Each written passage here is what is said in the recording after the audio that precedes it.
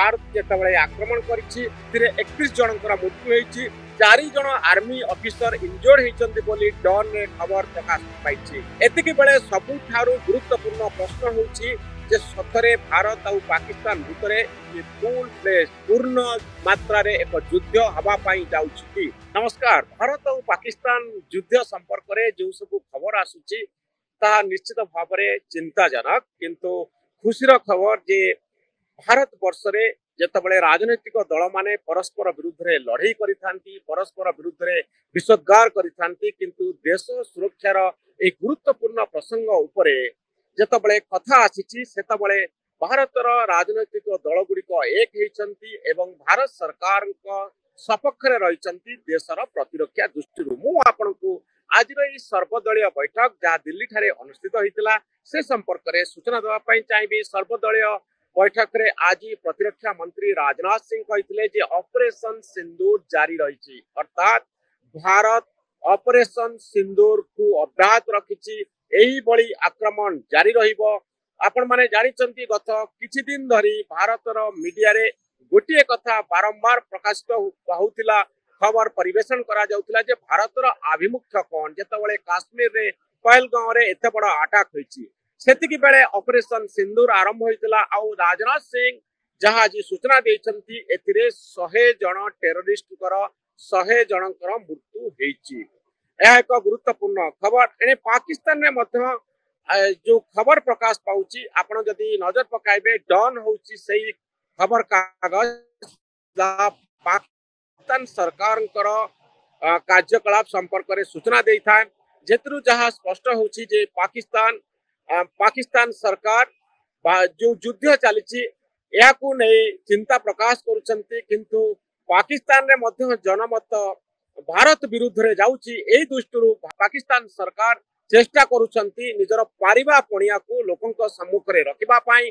तेणु विभिन्न प्रकार प्रेस रिलीज आसुछि पाकिस्तान रो आर्मी किबळी बहुत गुड़िए गुरुत्वपूर्ण काम करुछंती, देश को सुरक्षित रखुछंती। भारत किभली भूल करुछि, भारत जो आक्रमण करुछि ता एक भूल निष्पत्ति, एई भली अनेक गुड़िए कथा पाकिस्तान रो खबर कागज डॉन रे प्रकाश पाउछि। सेठी मध्य यूट्यूब चैनल गुड़िक टीवी चैनल गुड़िक भारत विरुद्ध रे प्रोपागंडा जारी रखिछंती। वर्तमान सुधा जहाँ खबर डॉन रे प्रकाश पाइछि जे 31 जनकर मृत्यु होइछि। भारत जेतबळे आक्रमण करिछि 31 जनकर मृत्यु होइछि, 4 जन आर्मी ऑफिसर इंजोर्ड होइछन्ति बोली डॉन रे खबर प्रकाश पाइछि। एतिकी बेले सबुठारु गुरुत्वपूर्ण प्रश्न होउछि जे सतरे भारत और पाकिस्तान भितरे फुल फ्लेज पूर्ण मात्रा रे एक युद्ध हवा पाई जाउछि कि। अनेक गुड़िए मत ए संपर्क रे प्रकाश पाउछि। गोटिए मत हेउछि जे जदि पाकिस्तान एई भली युद्ध आरंभ करे, भारत उपरे आक्रमण करे, युद्ध को डेई पड़े, ताहले यार एक बड़ परिणाम देशर अर्थनीति उपरे पड़िबा पाई जाउछि। यार गोटिए बड़ प्रभाव देशर राजनीति उपरे पड़िबा पाई जाउछि।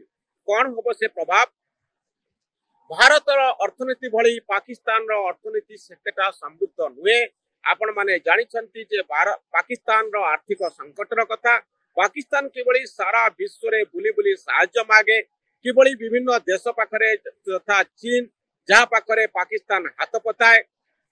एभली एक स्थिति जेतबळे अर्थनीति भुसुड़ी पड़िबो, युद्ध सबुबळे भयंकर स्थिति सृष्टि करिथाए, अर्थनीति को दुर्बल करिथाए। आउ एतिकी बेले पाकिस्तान जदि युद्ध को ओल्लाए ताहले एक बड़ परिणाम भोग करिबा पई पड़िबो। एथिपाई पाकिस्तान केते दूर एई बड़ी युद्ध को आसीबो ताहा मध्य एक आलोचनार प्रसंग। वर्तमान समय कूटनैतिक अभियान जारी रही, किंतु ऑपरेशन सिंदूर अब्याहत रही, अर्थात भारत हुए तो आगामी दिन रे स्ट्रैटेजिक पॉइंट रे एई भली एयर स्ट्राइक करि पारे। आज खबर आपण जानिचंती जे एयर डिफेंस सिस्टम पाकिस्तान रो एयर डिफेंस सिस्टम उपरे किबळी लगातार अटैक चली। पाकिस्तान पक्षरु कहा जाय जे भारत रो ड्रोन अटैक जारी रही, आमे ताकू अकामी करूछु। तो एई भली टेंशन भितरे एई भली उत्तेजना भितरे अपेक्षा करा जाउछि जे उभय देश युद्ध को ओल्लैबे कि, पूर्ण मात्रा रे युद्ध को ओल्लैबे कि। यार अर्थ हेउछि जे फुल फ्लेज मिलिट्री अटैक अर्थ होउची भारत पाकिस्तान मिलिट्री बेस उपरे आक्रमण करिवो पाकिस्तान भारत मिलिट्री बेस उपरे आक्रमण करिवो वर्तमान सुद्धा भारत ता जहाँ कही देश जहाँ घोषणा करी सरकार जहाँ कही तार निर्यास होउची आमे लिमिटेड पॉकेट रे एई भली अटैक करूछु आमे से जगह जो टेररिस्ट माने लुचि करी रहिसंती भारत विरुद्ध रे सेमानकर अभियान जारी रखिसंती सेही सब जगह उपरे आमे अटैक करूछु आमे मिलिट्री बेस उपरे अटैक करूनु पाकिस्तान उपरे अटैक करूनु आमे जिहादी मानक उपरे अटैक करूछु आमे भारत विरुद्ध रे जाउतिबा शक्ति मानक उपरे आक्रमण करूछु आपण पाखरे निश्चित खबर थिबो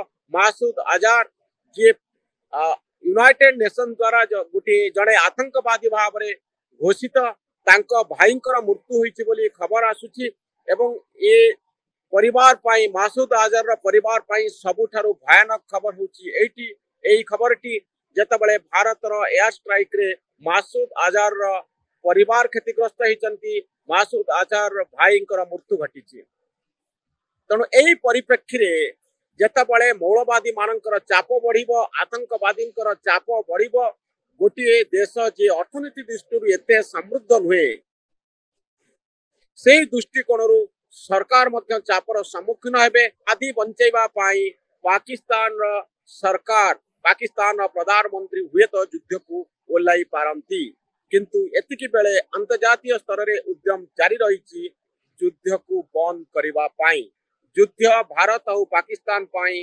गोटे भयंकर खबर आनिबो अर्थनीति को दुर्बल करिबो या आमे जानू किंतु सबु निर्भर करूची पाकिस्तान रो परवर्ती आभिमुख्य उपरे जे पाकिस्तान आलोचना पाई आगे आसीबो ना पूर्ण मात्रा रे युद्ध करिबा पाई घोषणा करिबो ए खबरटी को अपेक्षा करा जायछि होय तो खूब शीघ्र यह स्पष्ट होई जिवो।